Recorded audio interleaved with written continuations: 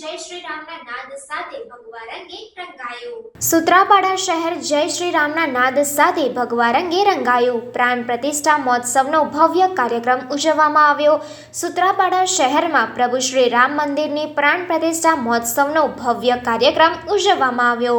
સવારે 5 કલાકે શ્રી નવદુર્ગા મંદિરથી પ્રભાત ફેરી તેમજ અખંડ રામધૂન શ્રી કંકેશ્વરી માતાજીના મંદિર ઉપલાપાડા તેમજ શ્રી મંજુલેશ્વર મહાદેવ મંદિરે અખંડ રામધૂન યોજવામાં આવી હતી। શ્રી ચ્યવન ઋષિ આશ્રમ અને રાજરાજેશ્વર મહાદેવ મંદિર લીમડા ચોકમાં અયોધ્યાથી લાઈવ પ્રસારણ તેમજ ધ્વજારોહણ અને મહાપ્રસાદ ધનેશ્વર મહાદેવ મંદિર ખાતે યોજવામાં આવ્યો હતો। શ્રી રાજરાજેશ્વર મંદિર લીમડા ચોક ખાતે સુંદરકાંડનું આયોજન કરવામાં આવેલ હતું તેમજ શ્રી પીઠળ માતાજીના મંદિરે આરતીનું આયોજન રાખેલ હતું। સૂત્રાપાડા શહેરની મેઇન ગેટ તેમજ મેઇન બજારોને અલગ અલગ લાઇટોથી શણગારવામાં આવ્યા હતા। સૂત્રાપાડા શહેર રોશનીથી ઝગમગી ઉઠ્યું હતું તેમજ સૂત્રાપાડા શહેરની જનતા દ્વારા રામધૂન, ભજન કીર્તન, મહાઆરતી, મહાપ્રસાદ તેમજ રંગોળી દીપ પ્રાગટ્ય કરી તેમજ પૂરું સૂત્રાપાડા શહેર અયોધ્યામય બન્યું હતું। સૂત્રાપાડા સ્વામિનારાયણ મંદિર બીએપીએસ સંસ્થા તરફથી આજે રામ ભગવાન મૂર્તિ પ્રતિષ્ઠા અનુસંધાન કે દરેક ભક્તોને અયોધ્યા લાઈવ પ્રસારણ અહીંયા જોવાનો કાર્યક્રમ પણ અમે રાખેલો છે પ્રોજેક્ટ મારફત। અને ત્યાર પછી દરેક હરિભક્તોએ આસોપાલવ, કેળ, રંગોળી અને વિવિધ આનંદથી બધા હરિભક્તો પણ અહીંયા મંદિરે પધારી ચૂક્યા છે। અને ત્યાર પછી બપોર પછી પણ સાંજે રામલલાની ધૂન 5 થી 7નો કાર્યક્રમ છે અને 7 વાગે આપણે સમૂહ આરતીનો કાર્યક્રમ પણ અહીંયા રાખેલો છે।